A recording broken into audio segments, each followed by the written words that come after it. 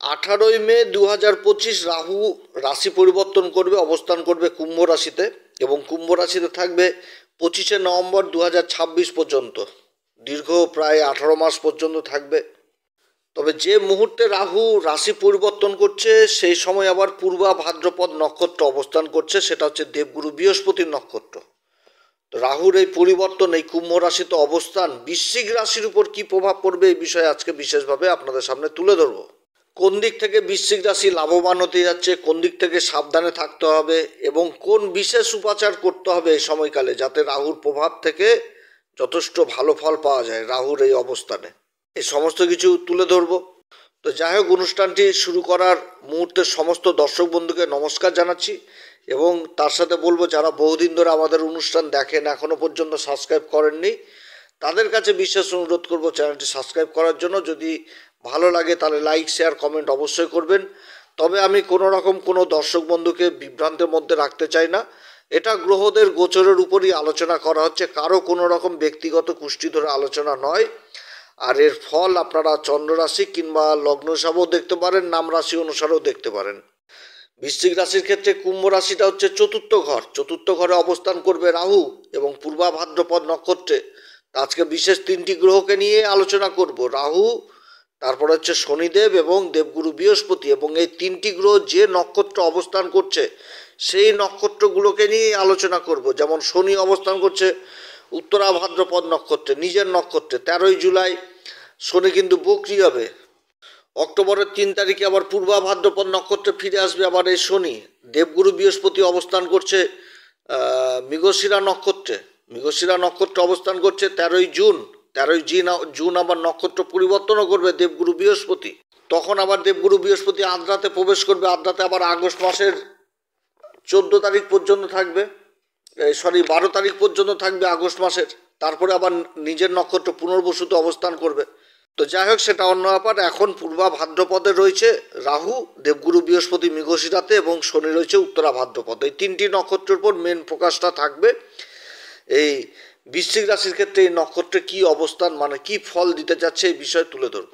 রাহু হচ্ছে কি ছায়া গ্রহ। কলিযুগের কিন্তু রাহুই সব থেকে মানে সর্বশ্রেষ্ঠ, এক কথায় বলতে গেলে যে রাহু যাদের ভালো থাকবে তারা জীবনে স্ট্যান্ড করবে, এটাই আর কি বুঝায় রাহু যদি ভালো থাকে। এই যুগের যা অবস্থা এখন, মানে যার রাহু ভালো থাকবে সেই ব্যক্তি বিশিষ্ট ব্যক্তি হয়ে যাবে। রাহুকে বলা হয় শনিবদ রাহু, শনির সমান ফল দেয়। তো আবার রাহু যদি কারোর খারাপ থাকে তাহলে কি হবে? মানসিক অশান্তি দিবে, অজ্ঞাত ভয় দিবে, ধোকা দিবে, বিশ্বাসঘাতকতা দিবে। তারপরে হওয়া কাজ সবার শেষে এসে আটকে যাবে, হলোই না, মানসিক টেনশন দিবে, ভয় ভয় লাগবে।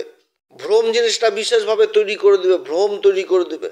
যেরকম হয় না যে মরুভূমিতে মরীচিকা, যে মনে হবে যে জল কাছে যেয়ে দেখা লাগবে যে না জল তো নাই, ও তো বালু, এরকম করে দিবে যাদের রাহু আর কি খুবই খারাপ অবস্থায় থাকে। আর রাহু যদি ভালো অবস্থায় থাকে তাহলে ভিখারিকেও রাজা করে দেয়, আবার খারাপ অবস্থা থাকলে রাজাকেও ভিখারিতে করে দেয়। তো এরকম হচ্ছে রাহু। তো রাহু একটি ছায়া গ্রহ, যে ঘরে অবস্থান করবে, রাহুর জিনিসটা হচ্ছে যে ঘরটাতে অবস্থান করবে সেই ঘরের অধিপতিকে বল বৃদ্ধি করে দিবে, অধিপতির স্বরূপও নিজে ধারণ করবে এবং যে নক্ষত্রে অবস্থান করবে সেই নক্ষত্রের অধিপতিকে আবার বিশেষভাবে প্রভাবিত করবে, যেহেতু ছায়া গ্রহ। তো রাহু অবস্থান করছে কুম্ভ রাশিতে, তাহলে কুম্ভ রাশির অধিপতিকে শনিদেব, শনিকে বিশেষভাবে প্রভাবিত করবে, শনির বলে বৃদ্ধি করবে। কুম্ভ রাশি শনির রাশি, এই রাশিতে রাহু যথেষ্ট ভালো ফল দেয়। কুম্ভ রাশিতে রাহুর নক্ষত্র পড়ছে, শতবিশা নক্ষত্র পড়ছে, শতবিশার 4টি চরণই পড়ছে এই কুম্ভ রাশিতে। খুবই ভালো ফল দেয় এই কুম্ভ রাশিতে। এবং বর্তমানে এই যে রাহুর পরিবর্তনটা হচ্ছে এই বৃশ্চিক রাশির ক্ষেত্রে, শনি তো অবস্থান করছে মীন রাশিতে, যেটা হচ্ছে পঞ্চম ঘরে। শনি তো কেন্দ্র ত্রিকোণ রাজ্যকে এখানটাতে তৈরি করেছে এবং শনি নিজের নক্ষত্রে অবস্থান করছে উত্তরা ভাদ্রপদ। তো গ্রহ যখন নিজের নক্ষত্র অবস্থান করে তাহলে এমনিতেই তো বলবান হলো। এবার রাহুর অবস্থানে শনির পাওয়ার আরও বৃদ্ধি পেল, শনির ক্ষমতা আরও বৃদ্ধি পেল, তার সাথে রাহুর ক্ষমতা আরও বৃদ্ধি পেয়ে গেল। তো শনি হচ্ছে ভূমি ভবন, চতুর্থ ঘরের অধিপতি এবং তৃতীয় ঘর যোগাযোগ, কাগজপত্র, সামাজিক পরিচিতি, এই দুটি ঘরের অধিপতি পঞ্চম ঘরে অবস্থান করছে। পঞ্চম ঘর থেকে বৃদ্ধি জিনিসটাকে বোঝায়, লাভ করা জিনিসটাকে বোঝায়। তাহলে শনির অবস্থান যথেষ্ট ভালো হচ্ছে। পঞ্চমে শনি, যেটা ভালো অবস্থান হচ্ছে, কিন্তু আবার পঞ্চম শনিকে দক্ষিণ ভারতের দিকে খুবই খারাপ অবস্থান বলে, সেটা রাশি বিশেষত। এবার শনি চলে এসে তো দেবগুরু বৃহস্পতির রাশি মীন রাশিতে অবস্থান করছে, আর মীন রাশির অধিপতি দেবগুরু বৃহস্পতি। দেবগুরু বৃহস্পতির নক্ষত্র পূর্বা ভাদ্রপদে আবার রাহু অবস্থান করছে, আর দেবগুরু বৃহস্পতি অবস্থান করছে অষ্টম ঘরে। সপ্তম ঘর থেকে রাশি পরিবর্তন হয়ে চলে আসলো অষ্টম ঘরে মিথুন রাশিতে। দেবগুরু বৃহস্পতি অষ্টম ঘরে অবস্থান করছে মিথুন রাশিতে, এবং শনির সাথেও একটা তৎকালীন মিত্রতার সম্পর্ক উঠে এসছে এই সময়কালে। শনি মীন রাশিতে অবস্থান করছে,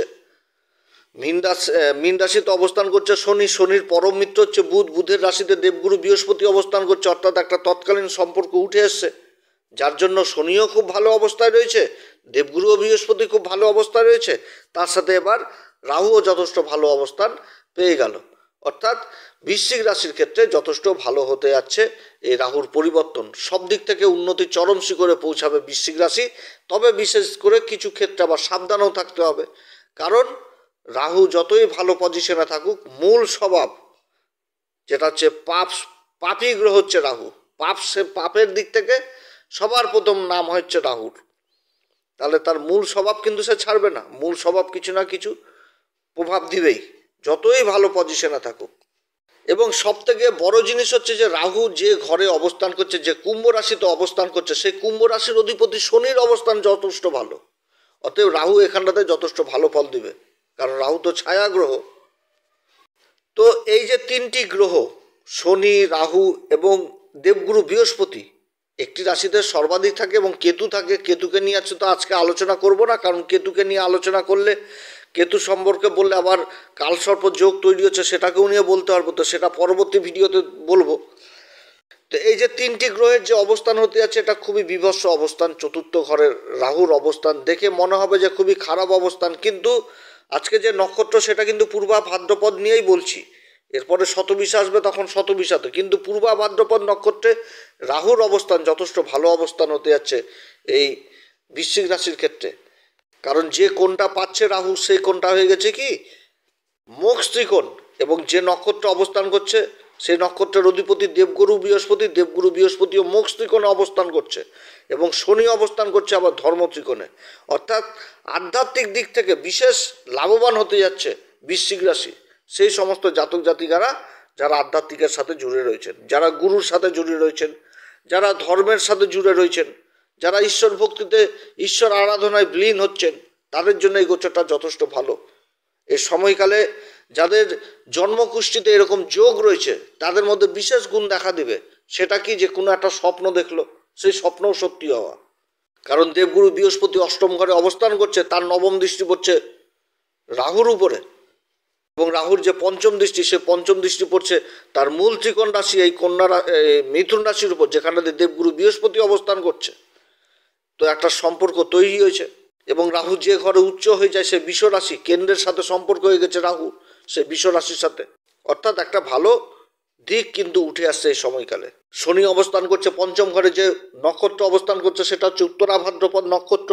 উত্তরা ভাদ্রপদ নক্ষত্র সম্পর্কে বহু কিছু আলোচনা করেছি, এবং শনি অবস্থান করছে শিক্ষার ঘরে, সন্তানের ঘরে।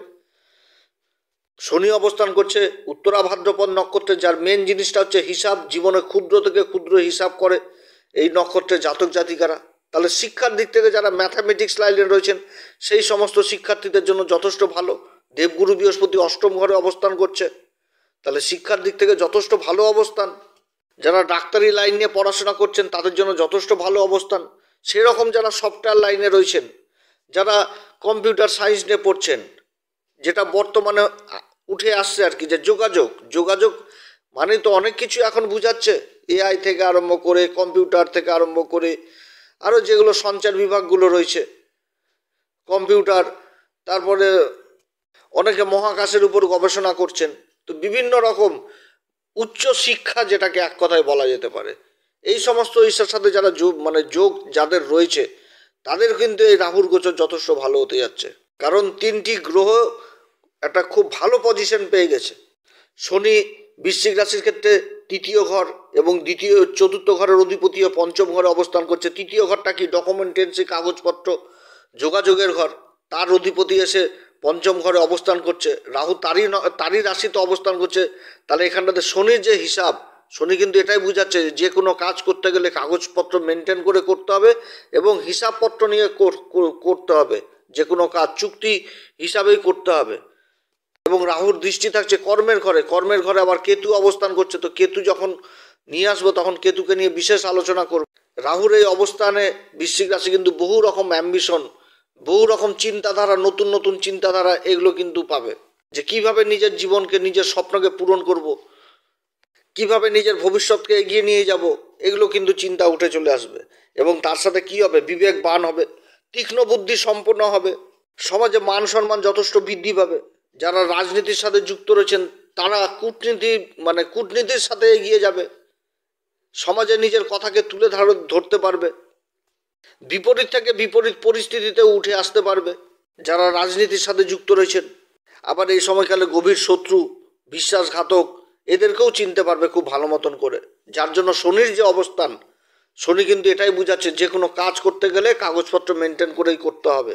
দেবগুরু বৃহস্পতির নক্ষত্রে রাহু অবস্থান করছে, দেবগুরু বৃহস্পতি অষ্টম ঘরে অবস্থান করছে, গোপন শত্রুগুলোকে চিনতে পারবে। গোপনে যারা বিশ্বাসঘাতকতা করছে সেই সমস্ত শত্রুদেরকে এই সময় চিনতে পারবে। কারণ মৃগশিরা নক্ষত্র সম্পর্কে বলেছিলাম যে বিশ্বাসঘাতকতা হওয়ার সম্ভাবনা থাকে, তো এইগুলো কিন্তু রাহু চিনাবে।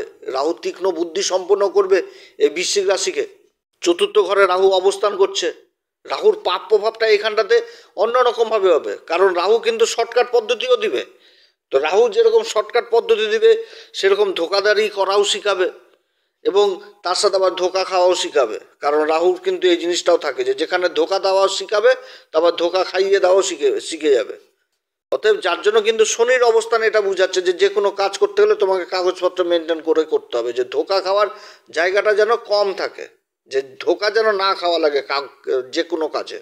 বিদেশ সম্পর্কিত কাজগুলো যথেষ্ট ভালো হবে এই সময়। যারা বিদেশে যাওয়ার চেষ্টা করছেন তাদের জন্য এই সময়কাল যথেষ্ট ভালো। ইম্পোর্ট এক্সপোর্টের কাজগুলো যথেষ্ট ভালো হবে, কারণ রাহুর নবম দৃষ্টি পড়ছে আবার দ্বাদশ ঘরে।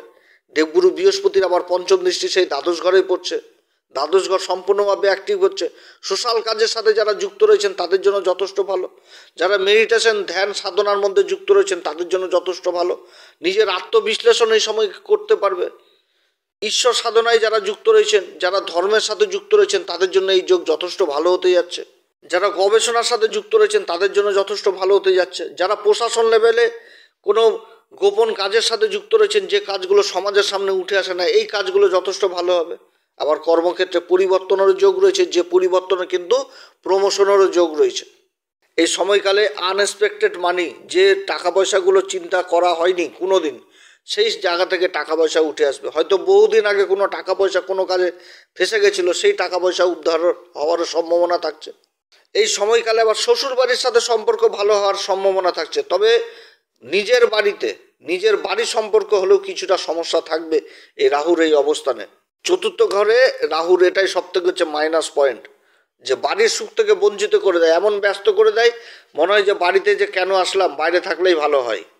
তবে যেহেতু দেবগুরু বৃহস্পতির নক্ষত্র অবস্থান করছে, যার জন্য এর প্রভাবটা কিছুটা হলেও কম থাকবে। কিন্তু যখন আবার চলে আসবে সেই পরের নক্ষত্র শতবিশাতে, তখন তো বিশেষভাবে আলোচনা করব যে কি হতে যাচ্ছে। মোট কথা পূর্বা ভাদ্রপদ নক্ষত্রে রাহুর অবস্থান যথেষ্ট ভালো অবস্থান হতে যাচ্ছে, কারণ দেবগুরু বৃহস্পতির অশেষ কৃপা এই সময় কিন্তু রাহু লাভ করবে। আর রাহুর উপর দেবগুরু বৃহস্পতির দৃষ্টি থাকছে, আর রাহু দেবগুরু বৃহস্পতির নক্ষত্রেই অবস্থান করছে। যারা জায়গা জমি সংক্রান্ত কাজের সাথে যুক্ত রয়েছেন, কৃষিকাজের সাথে যুক্ত রয়েছেন, নতুন নতুন আইডিয়া ডেভেলপ করতে পারবে। খুব ভালো একটা সংযোগ এই সময়কালে হচ্ছে। যারা বড় বড় ফ্ল্যাটের কাজের সাথে যুক্ত রয়েছেন, ইন্টেরিয়র ডেকোরেশনের কাজের সাথে যুক্ত রয়েছেন, এই সমস্ত কাজগুলো যথেষ্ট ভালো হবে। বন্ধু বান্ধবদের সাথে সম্পর্ক যথেষ্ট ভালো হবে। এই সময়কালে কর্মের অস্থিরতা দূর হবে কর্মক্ষেত্রে, এবং বসের সাথেও সম্পর্ক যথেষ্ট ভালো থাকবে। এই সময়কালে সমাজে পরিচিতি যেরকম বৃদ্ধি পাবে, যোগাযোগ যথেষ্ট বৃদ্ধি পাবে। যারা ইউটিউব আর সোশ্যাল মিডিয়ার সাথে অ্যাক্টিভ রয়েছেন, যারা ইনস্টাগ্রামের সাথে অ্যাক্টিভ রয়েছেন, তাদের জন্য যথেষ্ট ভালো সময়। যারা সিনেমা জগতের সাথে যুক্ত রয়েছেন তাদের জন্য যথেষ্ট ভালো সময়। যারা হস্তশিল্পী, যে কোনো প্রতিভার সাথে যুক্ত রয়েছেন তাদের জন্য যথেষ্ট ভালো সময়। যারা কথাবাচক হিসাবে কাজ করছেন, মিডিয়ার সাথে যুক্ত রয়েছেন, সেলসের কাজে যুক্ত রয়েছেন, তাদের জন্য যথেষ্ট ভালো সময়। বিদেশ সংক্রান্ত কাজগুলো যথেষ্ট ভালো হবে, ইম্পোর্ট এক্সপোর্টের কাজগুলো যথেষ্ট ভালো হবে। কিংবা যারা বিদেশে যাওয়ার চেষ্টা করছেন তাদের জন্য এই সময়কাল যথেষ্ট ভালো সময়। যারা বড় বড় টেন্ডারের কাজের সাথে যুক্ত রয়েছেন, ঠিকাদারি কাজের সাথে যুক্ত রয়েছেন, তাদের যথেষ্ট ভালো সময়। বাড়ি থেকে অনেক দূরে বড় বড় কাজের অফার পাবে। এই সময়কালে বিশেষভাবে সাবধানে থাকতে হবে, সেটা হচ্ছে শর্টকাট পদ্ধতি, বেআইনি পদ্ধতি, এদিক থেকে সাবধানে থাকতে হবে। প্রশাসনের ঝুটঝামেলা থেকে এগিয়ে থাকতে হবে। প্রশাসনিক ঝুটঝামেলায় কোনোভাবে পড়ানো যাবে না। কাউকে মিথ্যা কথা বলা বা মিথ্যা আশ্বাস, এই সমস্ত জিনিস করা যাবে না। কারোর হকের জিনিস কেড়ে নেওয়া কিংবা ঠকানো কাউকে, এই সমস্ত জিনিস করা যাবে না। না তো কিন্তু বিপরীত ফল পাওয়া যাবে, কারণ শনির রাশিতে অবস্থান করছে, শনি ধর্মের ঘরে অবস্থান করছে। এ সময়কালে কোন উপাচার করবে? প্রত্যেকদিন হনুমান চল্লিশা, বজ্রংবাণ, শ্রীরাম সীতার প্রণাম মন্ত্র সহকারে পাঠ করবেন। এছাড়া প্রতি শুক্রবার করে মা ভগবতী মাকে লাল পুষ্প অর্পণ করবেন। প্রতি মঙ্গলবার করে বজরংবলীর দর্শন করবেন। জটাওয়ালা নারকেল দান করবেন পূজার কাজে। যারা রাস্তাঘাট পরিষ্কার পরিচ্ছন্ন রাখে, তাদের কিছু না কিছু দিয়ে সাহায্য করবেন বা তাদের পাশে দাঁড়াবেন। তাদের যদি সন্তান থাকে, সেই সন্তানদের লেখাপড়ির বই, সামগ্রী, খাতাপত্র, এই সমস্ত দিয়ে সাহায্য করবেন। যারা প্রচণ্ড দুস্থ, যাদের ঘরে ইলেকট্রিক বস্তু নাই, ইলেকট্রিকের লাইট বা অন্য ইলেকট্রিকের সরঞ্জাম যেগুলো অভাব রয়েছে, সেই সমস্ত কিছু দান করে তাদের সাহায্য করুন, যথেষ্ট ভালো ফল পাবেন। এবং তার সাথে বলবো, যারা গুরুর দীক্ষা নেননি, অবশ্যই গুরুর দীক্ষা নেবেন। গুরু অষ্টম ঘরে অবস্থান করছে, এরপরে উচ্চ অবস্থায় আসবে। মোট কথা, গুরুর পরিবর্তন যথেষ্ট ভালো পরিবর্তন বৃশ্চিক রাশির জন্য। অতএব গুরুকে কোনো সময় গুরুর সাথ ছাড়া যাবে না, যার জন্য গুরুর দীক্ষা অবশ্যই নেবেন। তো যাই হোক, আমি তো আলোচনা করলাম এবার বহু বৃশ্চিক রাশির দাদা ভাই বোনদের জন্মছকে দেখা গেল গ্রহের অবস্থানই খারাপ হয়ে পড়ে রয়েছে, তাহলে আবার অন্যরকম ফল পাবে। তো যার জন্য বলবো, ভালো জ্যোতিষীর সাথে অবশ্যই পরামর্শ নিতে। আমাদের সাথেও যোগাযোগ করতে পারেন, আমাদের শুল্ক লাগু থাকবে। আমাদের হোয়াটসঅ্যাপ নাম্বার দেওয়া রয়েছে, মেসেজ মাধ্যমে আপনারা অ্যাপয়েন্টমেন্ট নিতে পারেন। তো যাই হোক, আপনারা সবাই ভালো থাকেন। এরপরে আবার আসবে একটি নতুন পর্ব নিয়ে। নমস্কার, ধন্যবাদ।